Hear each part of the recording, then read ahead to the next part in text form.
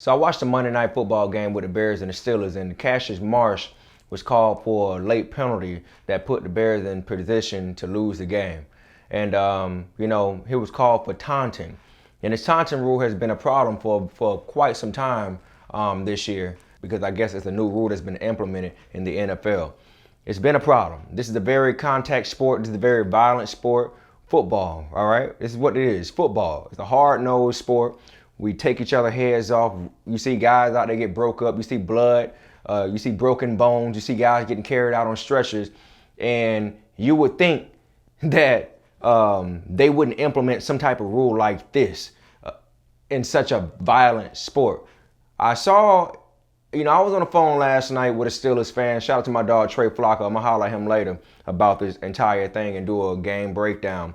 But first, when I watched the game, when I saw the penalty, I literally thought he was taunting at the Steelers, and he didn't look like he was saying anything. And, I don't mind no trash talk, man. I just got finished talking about Devin White getting fined $25,000 for taunting, all right? $15,000 for the taunting, and I guess, whatever. He got fined for taunting as well. A lot of people are getting these penalties. A lot of people are getting these fines.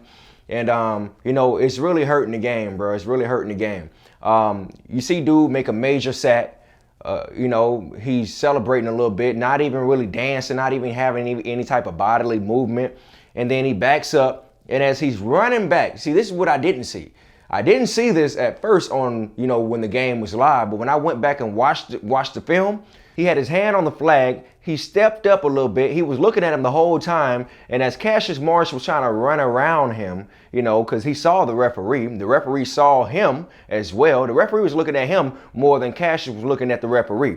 That's why I feel like this whole thing is fishy. So we got to ask some questions, man. I saw the hip and the butt hit the right side of Cassius Marsh's leg, and then all of a sudden he want to throw it up in the air, and that cost the Bears the game. All right, so it was a BS call. I don't like the rule. The NFL needs to reevaluate that film because they ain't gonna be able to sleep after this. You know what I'm saying?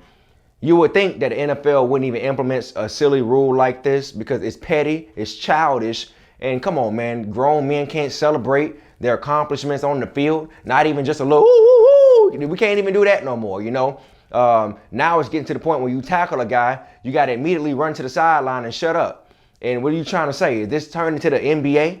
The NFL was already known for being the not fun league, all right? And also had the reputation of being called not for long.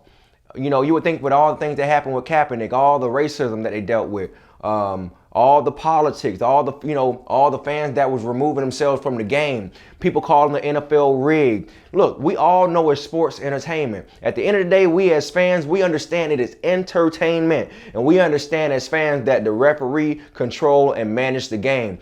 But what they need to do is let these players play and stop making these obvious calls that's making y'all look bad. Because this is making the NFL look bad, all right? He's making these referees look bad. I saw quite a few questionable calls in that game as well, man. I ain't going to get into it.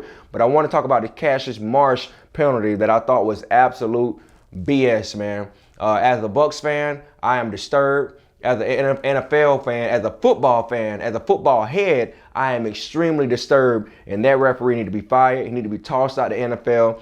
I don't even care if he didn't even mean to do it.